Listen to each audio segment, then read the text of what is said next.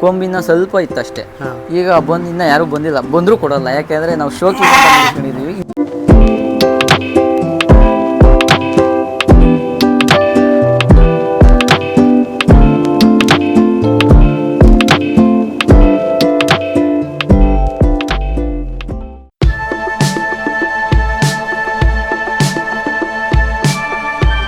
Hi hello ನಮಸ್ಕಾರ. Bus stand ಮಸ್ತ್ ಮತ್ತೊಂದು ವಿಡಿಯೋಗೆ ಸ್ವಾಗತ ಸುಸ್ವಾಗತ. ಇವತ್ತು ನಾವಿರೋ ಜಾಗ ಯಾವುದಪ್ಪ ಅಂದರೆ ನಾರ್ನಹಳ್ಳಿ. ಇವತ್ತಿನ ವಿಡಿಯೋ ವಿಶೇಷತೆ ಏನಪ್ಪ ಅಂದರೆ ನಾವು ನಿಮಗೆ ತಿಳಿಸ್ತಾ ಹೋಗ್ತೀವಿ ಕುರಿ ಸಾಕಾಣಿಕೆ ಬಗ್ಗೆ. ವಿಡಿಯೋನ ಕೊನೆವರೆಗೂ ನೋಡಿ, ಹಾಗೆ ಸಬ್ಸ್ಕ್ರೈಬ್ ಮಾಡೋದನ್ನು ಮಾತ್ರ ಮರಿಬೇಡಿ. ಬನ್ನಿ ಇನ್ಯಾಕೆ ತಡ ಕುರಿ ಮಾಲೀಕರನ್ನ ಮಾತಾಡ್ಸೋಣ. ಸರ್ ನಮಸ್ತೆ. ನಮಸ್ತೆ. ನಿಮ್ಮ ಹೆಸರು? ಶಿವು ಅಂತ. ನಿಮ್ಮ ಪರಿಚಯ ನಮ್ಮ ವೀಕ್ಷಕರಿಗೆ ತಿಳಿಸ್ಕೊಡ್ರಿ. ನಮಸ್ಕಾರ, ನಮ್ಮ ಹೆಸರು ಶಿವು ಅಂತೇಳಿ, ನಮ್ಮದು ನಾರ್ನಹಳ್ಳಿ ವಿಲೇಜು. ಸರ್ ಎಷ್ಟು ದಿವಸದಿಂದ ಇದು ಕುರಿ ಸಾಕಾಣಿಕೆನ ಸ್ಟಾರ್ಟ್ ಮಾಡಿದ್ದೀನಿ? ಸರ್ ಇದನ್ನ ನಾನು ಫಸ್ಟ್ನೇ ಬ್ಯಾಚ್. ಇದು ಫಸ್ಟ್ನೇ ಬ್ಯಾಚ್. ಎಷ್ಟು ಕುರಿ ತಂದಿದ್ದೀರಾ ಫಸ್ಟ್ನೇ ಬ್ಯಾಚ್ಗೆ? ಸರ್ 102 ಮರಿ ತಂದಿದ್ದೀನಿ. 102 ಅಂದರೆ ಇಷ್ಟು ಕುರಿನ ನೀವು ಎಲ್ಲಿಂದ ತಂದಿದ್ದು? ನಾನು ಕೂಕನ್ಪಲ್ಲಿ, ಬಳ್ಳಾರಿ. ಸೊ ನಿಮಗೆ ಒಂದು ಕುರಿ ಎಷ್ಟಕ್ಕೆ ಬೀಳ್ತು ತರಬೇಕಾದ್ರೆ? ಸರ್ ನನಗೆ ಮರಿ 7 600 7 800 2 ಬ್ಯಾಚಲ್ಲಿ ಆಯ್ಕೆ ಮಾಡ್ಕೊಂಡೆ. ಓಕೆ. ಅಲ್ಲಿಂದ ಬಾಡಿಗೆ ಎಲ್ಲ ಸೇರಿ ಎಲ್ಲ 8,000 ಆಯ್ತು ನಮಗೆ ಬಾಡಿಗೆ ಎಲ್ಲ. ಎಲ್ಲ ಯಾವ್ಯಾವ ತಳಿ ಯಾವ್ಯಾವ ಬ್ರೀಡ್ ತಂದಿದ್ದೀರಾ ನೀವು ಕುರಿ? ಸರ್ ನಮ್ಮದು ಬರೀ ಕೆಂಗೂರಿ ಇದೆ, ಅದ್ರಲ್ಲಿ ಸ್ವಲ್ಪ ಮಿಕ್ಸ್ ಇದೆ. ಅಂದರೆ ಫಸ್ಟ್ನೇ ಬ್ಯಾಚ್ ಅಲ್ವಾ, ಹೋಗ್ಬೇಕಾದ್ರೆ ನಮಗೇನು ಅಷ್ಟು ಗೊತ್ತಾಗಲ್ಲ. ಫಸ್ಟ್ನೇ ಬ್ಯಾಚು, ಮುಂದಿನ ಸಲ ಹೋಗ್ಬೇಕಾದ್ರೆ ಒಂದು ಸ್ವಲ್ಪ ಅನುಭವ ಆಗುತ್ತೆ, ನೋಡ್ಕೊಬೇಕಷ್ಟೇ. ಸೊ ಅಂದರೆ ತಂದು ಎಷ್ಟು ದಿವಸ ಆಯ್ತು ಇದನ್ನ? ಸರ್ ನನಗೆ ತಿಂಗಳು ಮೇಲೆ ಇವತ್ತಿಗೆ 10 ದಿನ ಆಗಿದೆ.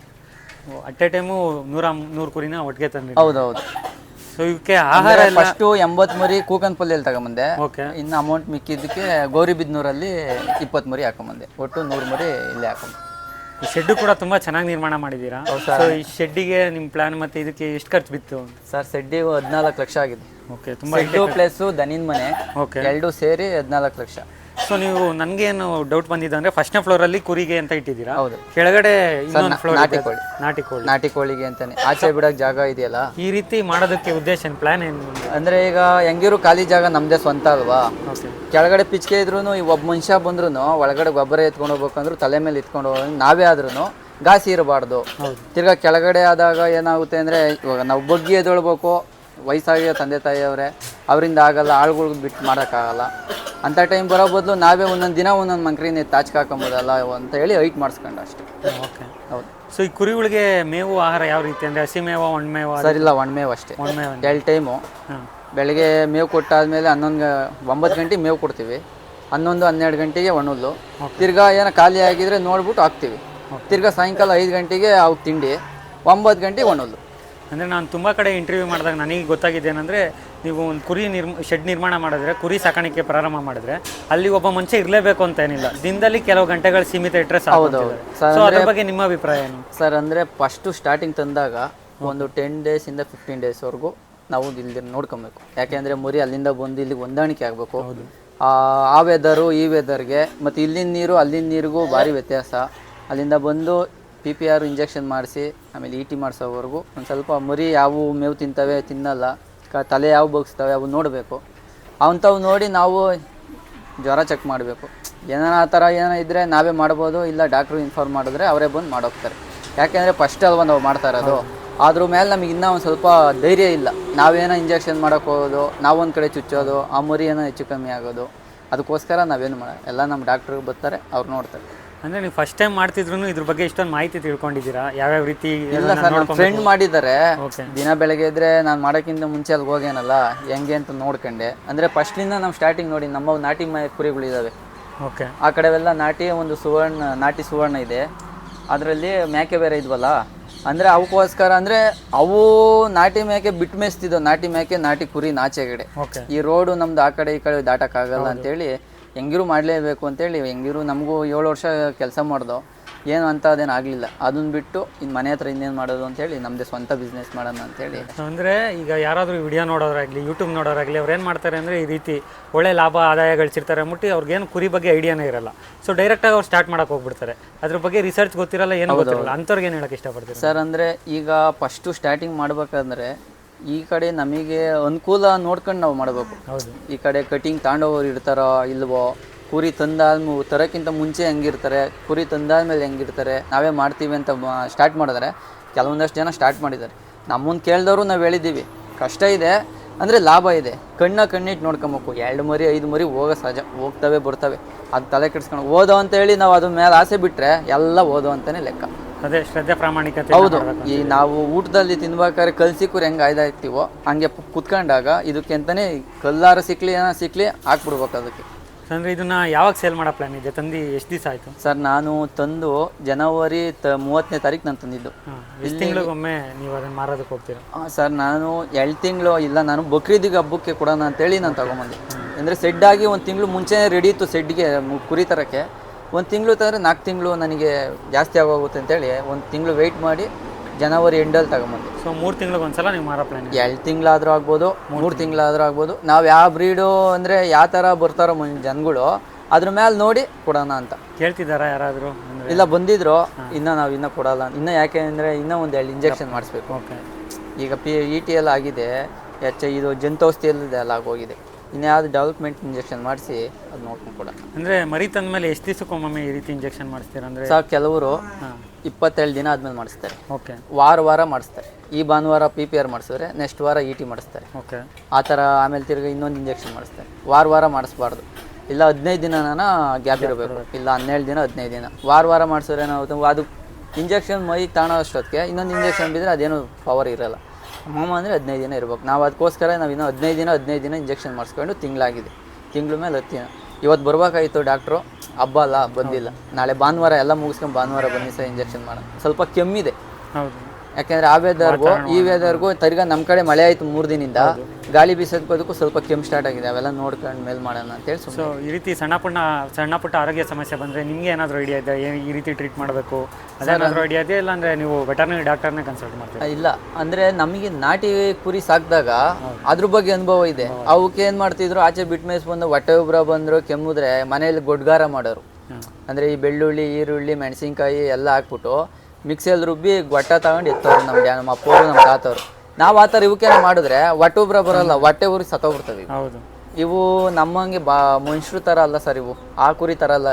ಸಾಕೋದು ಭಾಳ ಕಷ್ಟ. ಇವು ಸಾಕಿದ್ರೆ ಲಾಭ, ಸಾಕೋರು ಒಳ್ಳೆ ಲಾಭ, ಒಳ್ಳೆ ಆದಾಯ ಗಳಿಸ್ಬೇಕು.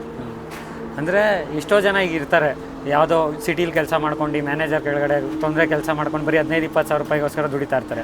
ಸೊ ಅವ್ರೇನಾದರೂ ಈ ರೀತಿ ಕುರಿಗಳ ಬಗ್ಗೆ ತಿಳ್ಕೊಂಡು ಹೊಸ್ದಾಗಿ ಶೆಡ್ ನಿರ್ಮಾಣ ಮಾಡಿ ಅದರಿಂದ ಒಳ್ಳೆ ಲಾಭ ಗಳಿಸ್ತೀನಿ ಅನ್ನೋರು ನೀವೇನು ಹೇಳೋಕ್ಕೆ ಇಷ್ಟಪಡ್ತೀರಾ? ಸರ್ ಅವ್ರ ಕೆಲಸ ಅವ್ರದ್ದು. ಹೌದು, ಸತ್ಯ. ಅವ್ರ ಕೆಲಸನೂ ಮುಂದುವರ್ಸ್ಕೊಂಡು ನಾನು ಇದರಲ್ಲೂ ಮಾಡ್ತೀನಿ ಅಂದರೆ ಫಸ್ಟು ಸ್ಟಾರ್ಟಿಂಗು 15-20 ಮರಿ ತಗೊಂಬೋದು.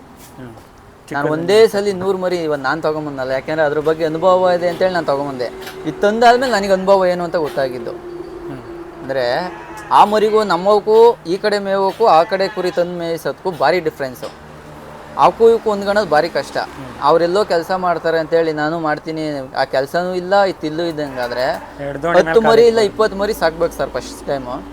ಅವ್ರಿಗೆ ಇದ್ರಲ್ಲಿ ಏನು ಅನುಕೂಲ ಏನಾಗುತ್ತೆ ಅಂತ ಗೊತ್ತಾಗೋದು. 20 ಮರಿಯಲ್ಲಿ ಯಾವ ಮರಿಗೆ ಹುಷಾರಿಲ್ಲ, ಯಾವ ಮರಿ ಮೇವು ತಿನ್ನಲ್ಲ, ಯಾಕೆ ಏನಾಯಿತು, ಯಾವಾಗ ಇಂಜೆಕ್ಷನ್ ಮಾಡಿಸ್ಬೇಕು, ಯಾವ ಟೈಮಿಗೆ ಜಂತೌಷಧಿ ಹಾಕ್ಬೇಕು ಅಂತ 20 ಮರಿಗೆ ಗೊತ್ತಾದಾಗ 1 ಮರಿನ 2 ಮರಿನ ಹೆಚ್ಚು ಕಮ್ಮಿ ಆದರೆ ಆವಾಗ ಅವ್ರಿಗೆ ಗೊತ್ತಾಗುತ್ತದೆ.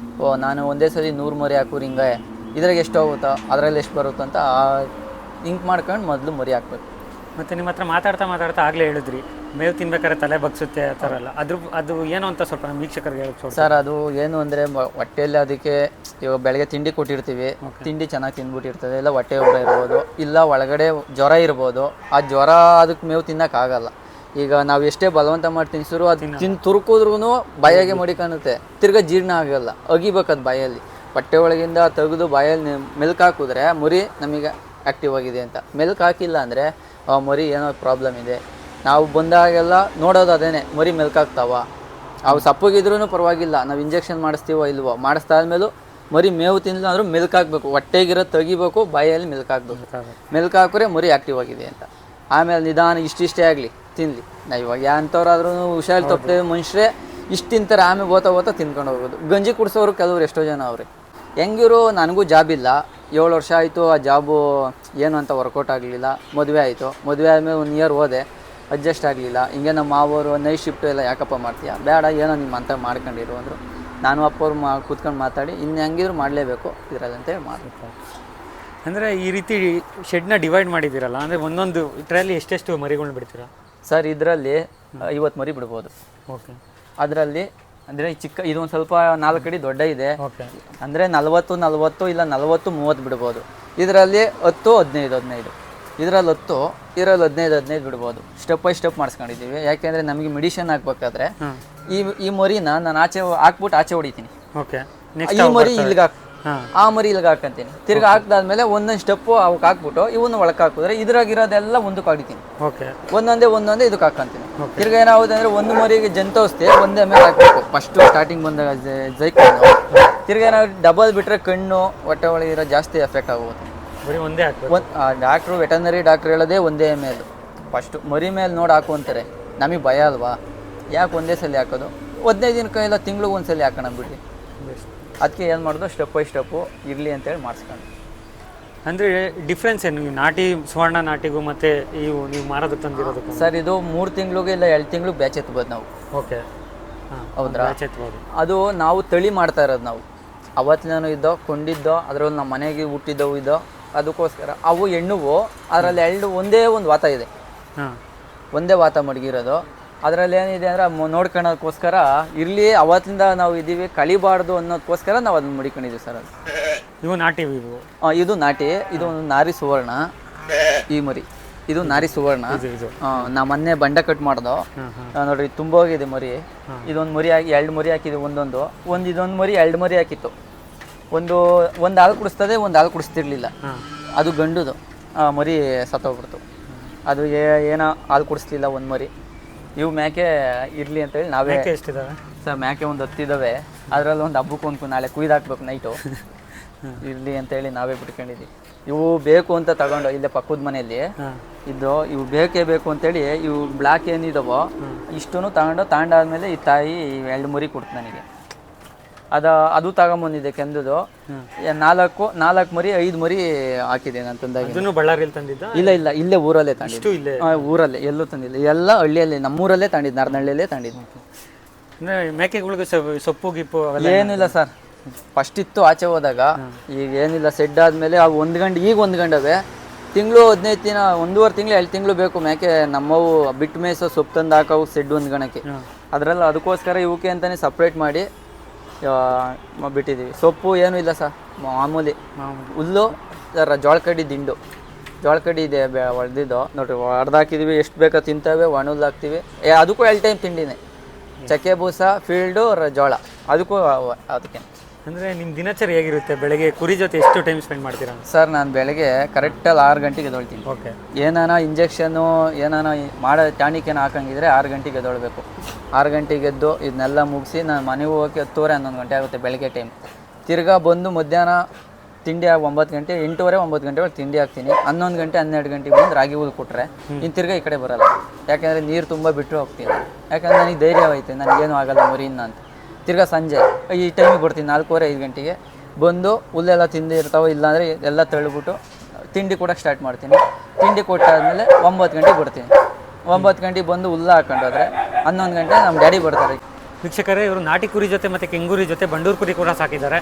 ಅದ್ರ ಬಗ್ಗೆ ಕೂಡ ಸಂಪೂರ್ಣ ಮಾಹಿತಿ ತಿಳಿಸ್ಕೊಡ್ತಾರೆ. ಬನ್ನಿ ಅವ್ರು ಮಾತಾಡ್ಸೋಣ. ಸರ್, ಇವು ಎಷ್ಟು ಮರಿ ಇದಾವೆ ಬಂಡೂರು ಕುರಿ? ಸರ್ 5 ಮರಿ ಇದ್ದಾವೆ. ವಿಶೇಷತೆ ಏನು? 2 ಮರಿ ಹಾಕಿದೆ. ಅದರಲ್ಲಿ 1 ಹೆಣ್ಣು 1 ಗಂಡು. ನಾವು ತಂದು ವರ್ಷದ ಮೇಲೆ 10 ದಿನ ಇವತ್ತಿಗೆ ವರ್ಷ ಆಯಿತು. ಇನ್ನು ಹಲ್ಲು ಹಾಕಿಲ್ಲ ಸರ್ ಮರಿ, ಹಲ್ಲು ಹಾಕಿಲ್ಲ. ಅವಾಗೆ 2 ಫಲ ಆಗಿದೆ. ಇನ್ನೊಂದು ಫಲ ಆಗಿದೆ, 2 ಮರಿ ಹಾಕಿದೆ. ಇನ್ನು ಹಲ್ಲು ಹಾಕಿಲ್ಲ. ಒಂದು ಹೆಣ್ಣು 1 ಗಂಡು, 2 ಗಂಡಿದ್ದಾವೆ, 3 ಹೆಣ್ಣಿದ್ದಾವೆ. ಅದರಲ್ಲಿ 2 ಮರಿ ಹಾಕಿದೆ. ಅಂದರೆ ವೈಟ್ ಇಷ್ಟನಾ ಬರೋದಿಲ್ಲ? ಅಷ್ಟೇ ಸರ್, ಹೈಟ್ ಅಷ್ಟೇ. ಸ್ವಲ್ಪ ಬಾಡಿ ಲಾಂಗ್, ಹಿಂಗೆ ಲಾಂಗ್ ಬರುತ್ತೆ. ಅಲ್ಲೇ ಬುಡ್ಡ ಇವು ಹೈಟ್ ಇಲ್ಲ. ಇವಕ್ಕೂ ಸೇಮ್ ಮೇವೆ? ಸೇಮ್ ಮೇವೆ, ಏನು ವ್ಯತ್ಯಾಸ ಇಲ್ಲ ಸರ್. ಇದಕ್ಕೊಂದು ಸ್ವಲ್ಪ ಹಸೆ ಹುಲ್ಲು ಬಿದ್ದಾಗ, ಯಾಕೆಂದರೆ ಮನೆ ಹತ್ರ ಇದ್ದ ಇವು ಸೆಡ್ ಮಾಡೋಕ್ಕಿಂತ ಮುಂಚೆ ಇದೇ ಅಲ್ಲೇ ಇತ್ತು. ಅದಾದ್ಮೇಲೆ ತಗೊಂಬಂದು ರೀಸೆಂಟಾಗಿ ಮೇಲ್ಗಡೆನೇ ಬಿಟ್ಟಿದ್ದು. ಇಕ್ಕಟ್ಟಾಗೋಯ್ತು ಅಂತೇಳಿ ತಿರ್ಗಾ ಇವಕ್ಕೂ ಅವಕ್ಕೆ ಹೊಂದಾಣಿಕೆ ಆಗಲ್ಲ ಅಂತೇಳಿ ಇವಕ್ಕೆ ಮಾತ್ರ ಸಪ್ರೇಟ್ ಮಾಡಿಸ್ಕೊಂಡು ಇಲ್ಲೇ ಹಾಕೊಂಡಿದ್ವಿ. ಇವಕ್ಕೂ ಏನಾದರೂ ಅದೇ ಥರ ವೆಟರ್ನರಿ ಡಾಕ್ಟರ್ ಥರ ಏನಿಲ್ಲ ಸರ್. ಇವಕ್ಕೂ ನಮ್ಮ ನಾಟಿ ಕುರಿಗಳಿಗೆ 1 ದಿನ ನಾವು ಇಂಜೆಕ್ಷನ್ ಅನ್ನೋದು ಕೊಡಿಸಿಲ್ಲ. ಏನೂ ಇಲ್ಲ ಸರ್. ಗೊಡ್ಗಾರ ಒಂದು ಇಟ್ಟಿರ್ತಾರೆ ಅಷ್ಟೇ. ವಾರಕ್ಕೋ ತಿಂಗ್ಳಿಗೆ ಒಂದ್ಸಲಿ ಗೊಡ್ಗಾರ ಎತ್ತರೆ ಮೈಯಾಗಿರೋ ಕಾಯಿಲೆ ಎಲ್ಲ ಕಿತ್ಕೊಂಡೋಗ್ತವೆ. ಅವಕ್ಕೆ ಮಾತ್ರ ಯಾವೂ ಇಲ್ಲ ಸರ್. ಕೆಮ್ಮಲು ಬಂದರೂ ಅಷ್ಟೇ ಇವಕ್ಕೆ ಅವಶ್ಯಕವೇ ರೆಡಿ ಆಗ್ತವೆ. ಮಳೆ ಇವಾಗ ಅದಕ್ಕೆ ಅಷ್ಟು ಸೇಫ್ಟಿ ಮಾಡಿದ್ದೀವಿ. ಇದು ಗಾಳಿ ಹೊಡಿತದೆ, ಮಳೆ ಹೊಡಿತದೆ. 1 ದಿನ ಒಂದು ತಾಯಿ ಏನು ಮಾಡಿದ್ವಿ. ಇದ್ರ ವಿಶೇಷತೆ ಏನು ಸರ್? ಇದು ನಮ್ಮ ಡ್ಯಾಡಿ ಶೋಕಿಗೆ ಅಂತ ತಗೊಂಬಂದ್ರು. ಓಕೆ. ಯಾರೋ ಮಾಡಿದ್ರು, ನನ್ನ ಹತ್ರ ನಾವು ಇಷ್ಟೆಲ್ಲ ಮಾಡಿದ್ದೀನಿ ಇದೊಂದಿರಲಿ ಅಂತೇಳಿ 5 ಮರಿ ತಗೊಂಬಂದರು. ಒಂದೊಂದು ಮರಿ ಅವಾಗ 9,500 ನಾವು ತಂದಾಗ ಇಷ್ಟೇ ಜಿ ಸರ್. ಹಾಲು ಕುಡಿಯೋದು ಬಿಟ್ಟು ಒಂದು ತಿಂಗಳೇನು ಆಗಿತ್ತಂತೆ, ತಗೊಂಬಂದಿದ್ದು ಅದನ್ನ. ಇವಾಗ ಎಷ್ಟು ಕೇಳ್ಬೋದು ಇದನ್ನು ಕೇಳ್ತಾರೆ ಸರ್ ಮೊನ್ನೆ ಬಕ್ರೀದಲ್ಲಿ ಬಂದಿದ್ರು, ಮರಿ ಎಲ್ಲ ಹಾಕಿಲ್ಲ ಅಂತೇಳಿ ವಾಪಸ್ ಬಂದರು. ಅಣ್ಣ ನೀವು ಹೇಳ್ದಷ್ಟು ಕೊಡ್ತೀವಿ ಅಂದರು. ನಾನು 25,000 ಕೊಡಿ ಸರ್ ಅಂತ. ಸರ್ ಕೊಡ್ತೀನಿ ಅಂತಲೇ ಹೇಳಿದ್ರು. ಕೊಂಬು ಅವಾಗ ಇನ್ನೂ ಇಷ್ಟು ಇರಲಿಲ್ಲ, ಇದು ಈ ಮರಿಗೆ ಕೊಂಬಿನ ಸ್ವಲ್ಪ ಇತ್ತಷ್ಟೇ. ಈಗ ಇನ್ನೂ ಯಾರೂ ಬಂದಿಲ್ಲ, ಬಂದರೂ ಕೊಡೋಲ್ಲ. ಯಾಕೆಂದರೆ ನಾವು ಶೋಕಿಗೆ ಅಂತ ಮಾಡ್ಕೊಂಡಿದ್ದೀವಿ, ಇರಲಿ ಅಂತ ಹೇಳಿ ಮರಿಗೆ 25 ಕೇಳ್ತೀವಿ. 25 ಕೇಳಿದ್ರು, ನಾವು ಕೊಡಲಿಲ್ಲ. ಅಂದರೆ ರೇಟ್ ಇದೆ ಸರ್ ಇವಕ್ಕೆ, ಬಾಡು ಹಂಗೆ ಇರ್ತದೆ. ಮರಿ ನಾವೇನು ವ್ಯಾಕ್ಸಿನ್ನು ಏನು ಇಂಜೆಕ್ಷನ್ ಏನು ಮಾಡಿಸಲ್ವಲ್ಲ, ಶೋಕಿಗೆ ಅಂತ ಹೇಳಿದ್ರೆ ಆ ಕಟ್ ನೋಡಿ ಸರ್ ಹೆಂಗಿದೆ ಅದು, ಬಾಡಿ ಸ್ಟ್ರೆಚ್ಚರಾಗೆ ಹಿಂಗೆ ಒಳ್ಳೆ ಹಾಸಿಗೆ ಇದ್ದಂಗೆ ಒಳ್ಳೆ. ಇಷ್ಟೊತ್ತು ನಿಮ್ಮ ಜೊತೆ ಮಾತಾಡಿ ತುಂಬಾ ಖುಷಿ ಆಯಿತು. ಒಳ್ಳೊಳ್ಳೆ ಮಾಹಿತಿ ಕೂಡ ಕೊಟ್ಟಿದ್ದೀರಾ. ಅಂದರೆ ತುಂಬ ಜನ ಕೆಲಸದಲ್ಲಿ ಸಕ್ಸಸ್ ಸಿಗದೆ ಬಿಸ್ನೆಸ್ ಮಾಡಿದ್ರೆ ನಾನು ಸಕ್ಸಸ್ ಆಗ್ತೀನೋ ಇಲ್ವೋ ಅನ್ನೋ ಯೋಚನೆಯಲ್ಲೇ ಇರ್ತಾರೆ. ಅವ್ರಿಗೆಲ್ಲ ಒಳ್ಳೆ ಮಾದರಿ ರೀತಿಯಲ್ಲಿ ತೋರಿಸ್ಕೊಟ್ಟಿದ್ದೀರಾ. ಸೊ ಶ್ರದ್ಧೆ ಪ್ರಾಮಾಣಿಕತೆ ಅಂತ ಇದ್ದರೆ ನೀವು ಖಂಡಿತ ನಿಮ್ಮ ಕೆಲಸದಲ್ಲಿ ಯಶಸ್ಸನ್ನ ತೊಗೊಬೋದು. ಇಷ್ಟೊತ್ತು ನಿಮ್ಮ ಟೈಮ್ನ ನಮಗೆ ಕೊಟ್ಟು ನಮ್ಗೆ ಇಷ್ಟೆಲ್ಲ ಮಾಹಿತಿ ತಿಳಿಸಿದ್ದಕ್ಕೆ ನಮ್ಮ ಕಡೆಯಿಂದ, ನಮ್ಮ ಚಾನಲ್ ಕಡೆಯಿಂದ ತುಂಬ ಹೃದಯ ಧನ್ಯವಾದ. ಒಳ್ಳೆಯದಾಗಲಿ ಸರ್.